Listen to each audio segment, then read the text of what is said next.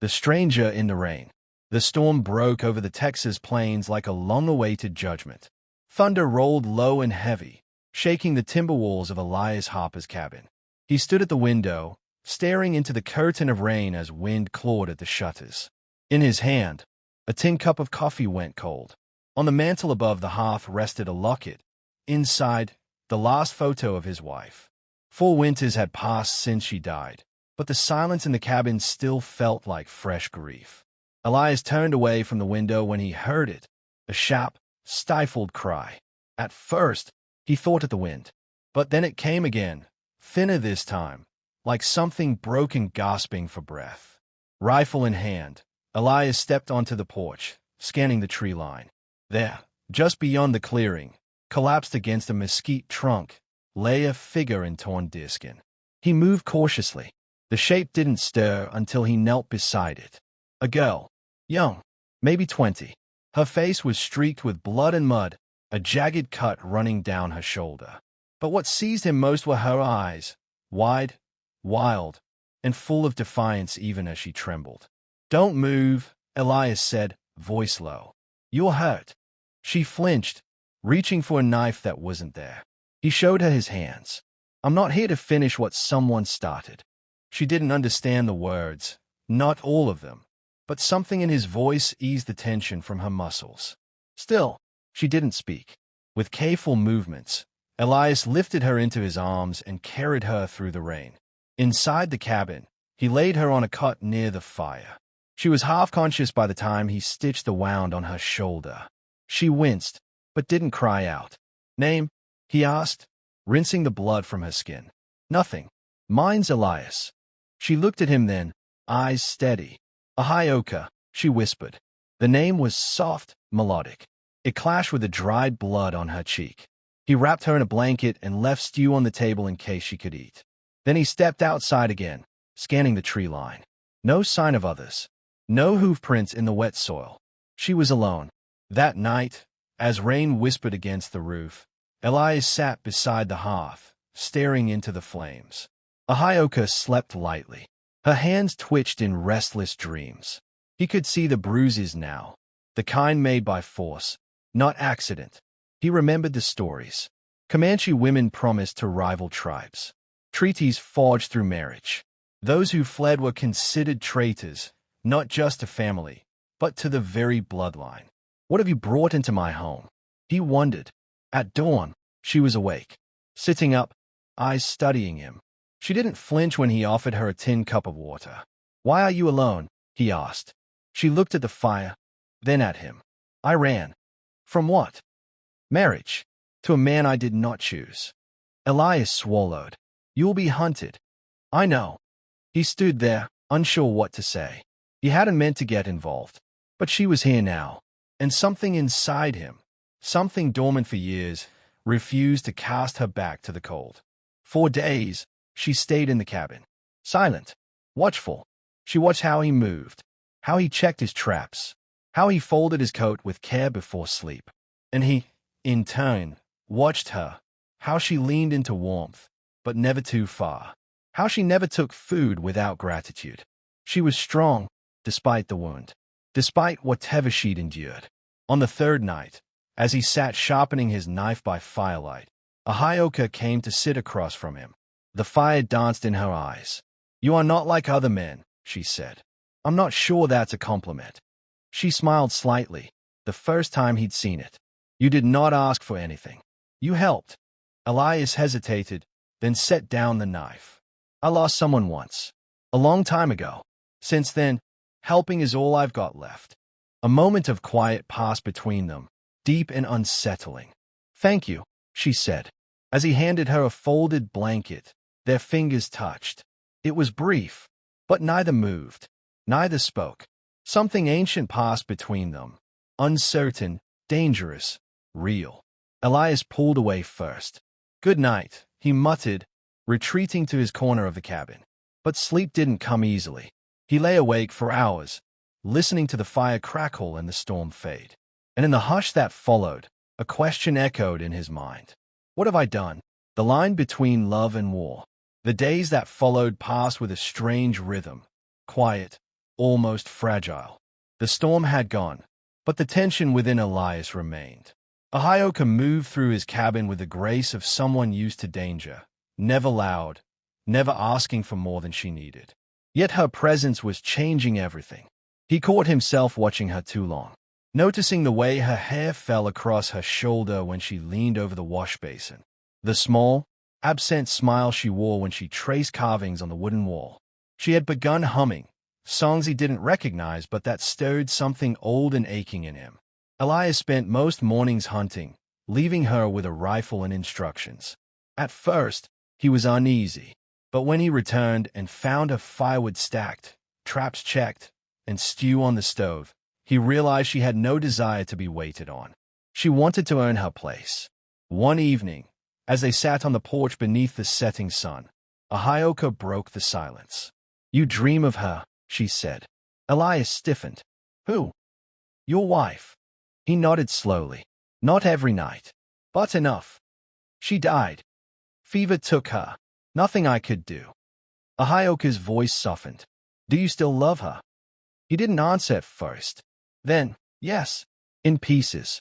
But she's gone. And I've just been surviving since." She nodded, understanding more in silence than words could carry. That night, the fire between them seemed to burn differently. It wasn't just warmth, it was distance closing. When their hands met again, neither one pulled away. She leaned in, tentative. He did not stop her. The kiss was soft at first, uncertain, but grew deeper. Raw, human. Guilt surged through Elias like a flood, but it came too late. His lips were already on hers, his hands already memorizing her shoulders, her breath already mingling with his. It wasn't just desire, it was hunger, not just for her body, but for comfort, for connection, for something that didn't feel like morning. When it was over, they lay in silence. No promises spoken, no regrets voiced, only the sound of wind in the trees. Elias stared at the ceiling, thoughts twisting. He had broken a vow, not just to his late wife, but to the man he thought he was. The man who didn't cross certain lines. But Ahioka, she had looked at him like he was worth saving. At dawn, Elias stepped outside, trying to clear his head.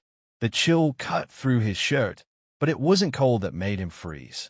The tree line, once quiet, now bristled with movement. Riders, dozens of them. Elias's blood turned to ice. He counted quickly.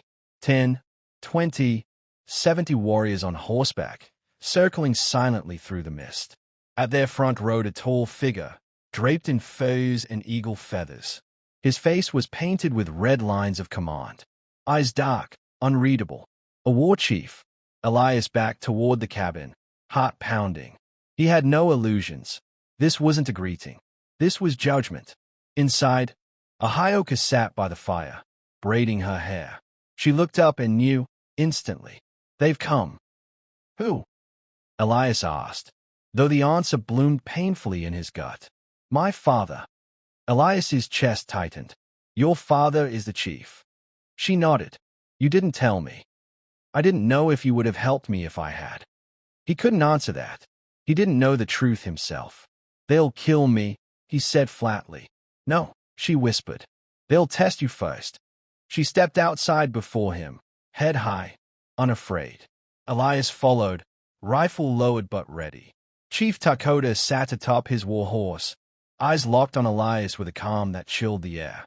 He spoke in Comanche, words rolling like distant thunder. Ahioka replied. Her tone was steady, but firm. The others watched in silence. Then, Takota turned his gaze to Elias. "You took her in," he said, accent thick but words sharp. "I did," Elias replied. "You knew who she was." "No, you touched her." A pause. "Yes." A murmur passed through the warriors. Takota's eyes narrowed. "You claim her." "I don't claim anyone," Elias said. "She chose to stay." The chief stayed a moment longer. Then he raised one hand. 70 warriors drew closer. Ahioka stepped in front of Elias. "Stop," she shouted. "I left of my own will. I will not return to be given like cattle." Takota looked at her with sorrow. "You bring shame." I bring choice, she snapped. Silence fell again. Takoda's voice was low, but filled with weight. Then the man will answer for that choice. He turned his horse. We return at sunset. He will give his answer then, in life or in death. The riders vanished into the woods like smoke. Elias exhaled, heart pounding. What answer is he waiting for? He asked. Ahioka turned to him, her voice like steel wrapped in sorrow. He wants to know if you're worthy of war. The weight of the answer. Elias sat on the cabin steps, rifle across his knees, the morning sun melting the mist into dew. The air was sharp with silence, and every sound, every rustle of leaves, every creak of wood, felt louder than it should have. Inside, Ahioka sat cross-legged by the hearth, braiding thin strips of leather. Her face was calm, but her fingers worked fast, as if urgency threaded every loop. Elias watched her from the doorway. He wanted to say something, anything, but no words fit the weight in his chest. How long before they return? He finally asked. By sunset, she said without looking up. And what happens then? She paused. They'll ask if you stand with me, or not. He swallowed. What if I say no? They will take me. You may live, if my father shows mercy. And if I say yes? She looked up at him, expression unreadable. Then you must be willing to die for it. Elias turned away. The trees swayed in the breeze, unbothered by human affairs. Part of him wanted to run, take his rifle, disappear into the mountains, forget this ever happened. She wasn't his wife. She wasn't even of his people. This wasn't his war. But he remembered the way she'd touched his face, the way her voice softened when she said his name, the way she hadn't cried even when she bled. And most of all, he remembered the emptiness before she walked into his life. Ahioka stepped outside and stood beside him. I never asked you to fight. I know, Elias said quietly. That's what makes it harder. They spent the afternoon in silence, preparing, not for battle, but for reckoning. Elias checked the perimeter, scouted the tree line, laid his rifle on the table inside. Not as a weapon, but as a choice. At noon, he sat beneath the oak behind his cabin, the one where his wife was buried. A stone marked the spot. No name, just her locket hanging from a nail driven deep into the bark. He knelt, fingers brushing the dirt. I thought I'd never let go of you, he whispered. But maybe I was just afraid to hold someone again. He reached for the locket, opened it. Her face smiled back, frozen in time, untouched by war or sorrow. He kissed the metal, then set it gently on the earth. I'm sorry, he said. By late afternoon, he returned to the cabin.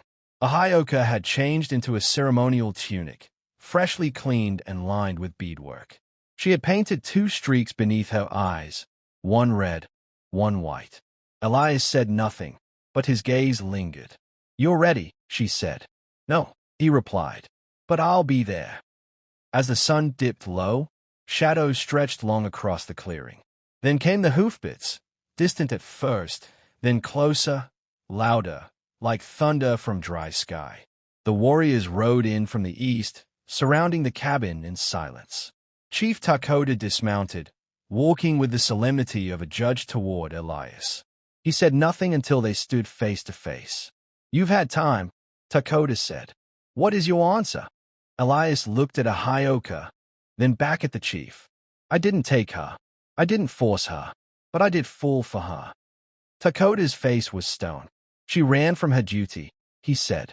And now she hides behind you. I ask again. Will you claim her and face what comes, or step aside? Elias didn't hesitate this time. I'll face it. A murmur rolled through the warriors. Takoda's eyes narrowed. He reached into a pouch and pulled out a carved dagger. Then you will bleed for her, he said. Ahioka stepped forward. No, I'll take the blade. He should not suffer for my choice. Takoda raised a hand. No, his choice brought this on. And now, we see if his blood is honest. Elias nodded. Takoda stepped forward and sliced a shallow line across Elias's forearm. Pain flared, hot and clean. Blood welled, slid down to his palm. Elias didn't flinch. Takoda watched the blood fall to the earth. You didn't scream, he said. Didn't deserve to, Elias replied. Dakota turned away, speaking in Comanche. The warriors backed away. "It is done," the chief said. "You are not Comanche, but you are not a coward. She may stay with you, but she is no longer of our people." He mounted his horse. Ahioka whispered, "He disowns me." "He honors your choice," Elias said softly.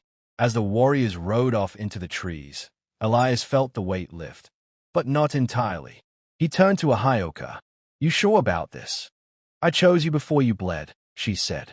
"Now, I just see you more clearly." They stood in silence as the last hoofbeats faded, and the wind carried away what remained of the past, ashes and roots. The morning after the warriors rode away came with no fanfare. No drums, no blood, just wind brushing through the trees and the sound of a squirrel scratching at the roof. Elias stared awake in silence, half expecting the past few days to have been a fever dream. But when he turned, Ahioka was already awake, sitting by the hearth, staring into the dying embers. Her braid hung over one shoulder, undone and free. "Did you sleep?" he asked softly. She didn't answer immediately. "Some. The world feels quieter now." He nodded. Quieter isn't always peace. They ate breakfast together, boiled beans and flatbread, and spoke little. Words felt unnecessary now, like trying to explain something already written in bone. After the meal, Elias stepped outside. The cabin stood as it always had, its frame sturdy, though the roof needed mending. Chickens clucked around the coop. The soil was ready for planting. But everything had changed. Ahioka joined him, arms folded. "You buried the locket," she said. "I needed to," Elias replied. "I wasn't just mourning her. I was hiding in her memory." She looked toward the old oak tree. "I buried something too." He glanced at her. "My name," she said. "Or at least, the one they gave me. Ahioka belonged to a daughter, to a treaty, to someone I no longer am. I need something new." Elias thought for a moment. "Names don't matter as much as what you build with them." She smiled faintly. "Then help me build." Together they walked to the edge of the clearing, where the woods thickened into a line of oaks and cedars. Elias pointed to a plot near a boulder, rich with soil. "We'll plant corn here," he said. "Corn and squash," she added. Companions in the ground, like in stories. As they worked, hands in dirt, sweat on their brows, the cabin no longer felt like a place of retreat. It felt like a beginning, and though neither spoke it aloud, both knew they had chosen something far more dangerous than war, love born from loss. Later that week, as Elias chopped wood, a rider approached from the ridge. Not a warrior, just a scout, waving a white cloth and carrying no weapon. The man dismounted and handed Elias a bundle wrapped in deerskin. Without a word, he turned and rode off. Inside the bundle lay a necklace of carved bone and turquoise, a woman's ceremonial pendant. Ahioka stared at it for a long time. "It's my mother's," she whispered. "I thought it was burned with her things." Elias studied her face. He gave it back. She nodded. He can't speak his heart. "But this is what it says. I don't accept your path, but I respect your right to walk it." They sat together beneath the oak that evening. Elias reached into his coat pocket and pulled out a small pouch. Inside was a silver ring, tarnished, simple, worn smooth by years of wear. "I was going to throw it into the river," he said, "but I think maybe it still means something. Not to chain me to the past, but to remind me how far I've come." He handed it to her. "Would you wear it?" She looked at him, not with surprise, but with calm understanding. "I will," she said, slipping it on. "But only if you take a name for me. One we choose." He nodded. "Then tell me what fits." She leaned into him, resting her head on his shoulder. The fire crackled beside them, the stars creeping into the sky one by one. "Call me Wire," she said. "It means wolf, the one who survives outside the pack." Elias smiled. "Then I guess I'm the old hound who found her." They sat in silence, not as fugitives or strangers, but as two people who had survived the storm, both the one in the sky and the one inside. They hadn't won a war. There were no banners or songs, but they had stood for something, and each other. And for the first time in years, Elias didn't feel like a man haunted. He felt like a man living,